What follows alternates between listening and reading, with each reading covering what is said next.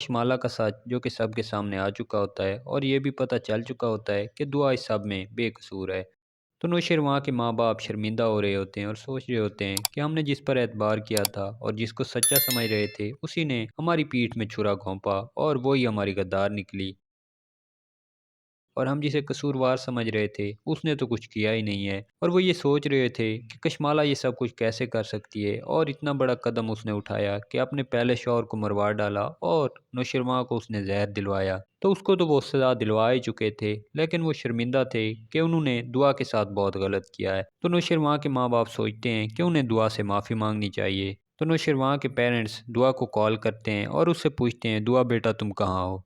दुआ बताती है कि मैं घर पे हूँ, हम आपसे मिलना चाहते हैं और हमें आपसे बात करनी है। दुआ पहले सोच में पड़ जाती है कि शायद ये कोई हमारी तलाक के बारे में बात करना चाहते हैं। तो दुआ कहती है, देखें बाबा सही, मैं पहले भी आपको बता चुकी हूँ, मैं नौशरवां सही से तलाक नहीं लूँगी और ना ही अब वो मुझे तलाक देंगे। तो अगर आपने ये सब बातें करनी है तो आप प्लीज़ ना आएँ। तो उसका बाप कहता है, नहीं बेटा, मैं ये बातें नहीं करने आ रहा, मुझे कुछ और बात करनी है तुमसे। मैं शर्मिंदा हूँ अपने किए पे और इस सब का अजाला तो मैं नहीं कर सकता, लेकिन मैं ये सब कुछ करने की कोशिश ज़रूर कर सकता हूँ और शायद इससे उन तमाम दुखों का मदावा हो जाए जो हमने तुम्हें दिए हैं। दुआ ये सुनकर हैरान होती है और सोचती है कि इनको क्या हो गया, ये तो कल तक मुझे बर्दाश्त करने के लिए तैयार नहीं थे और आज ये मुझसे माफ़ियाँ मांग रहे हैं। दुआ कहती है, ठीक है बाबा सही, लेकिन आप यहाँ नहीं हैं, मैं आपके पास आ जाती हूँ। तो उसका बाप कहता है, ठीक है बेटा तुम आ जाओ यहाँ। दुआ थोड़ी देर बाद वहाँ पहुँच जाती है। दुआ जाती है तो उसके सास ससुर दोनों वहाँ मौजूद होते हैं। दुआ सलाम करती है तो वो सलाम का जवाब देते हैं।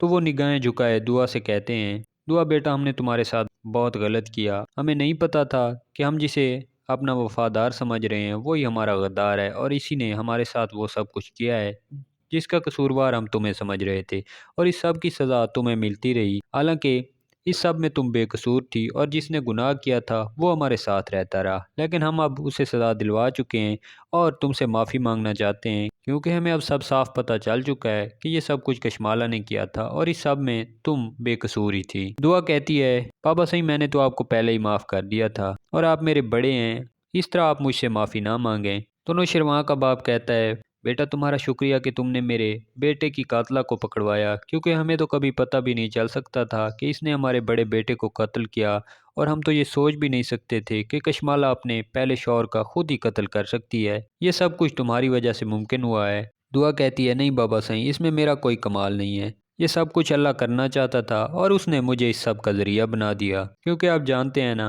गुनाहगार को एक ना एक दिन सज़ा मिलकर ही रहती है, चाहे वो जितना भी इससे बचने की कोशिश कर ले। और कशमाला के साथ भी यही कुछ हुआ, वो पहले इससे बचती आ रही थी लेकिन अब वो आखिरकार आकर फांसी गई। और दुआ के सास ससुर खुशी खुशी दोबारा दुआ को कबूल कर लेते हैं और एक साथ रहने लगते हैं। उम्मीद करते हैं आपको आज की हमारी वीडियो अच्छी लगी होगी। अगर वीडियो अच्छी लगी है तो वीडियो को लाइक कर दें और अगर चैनल पर नए हैं तो चैनल को सब्सक्राइब कर दें। तो मिलते हैं एक और नई मज़ेदार वीडियो के साथ।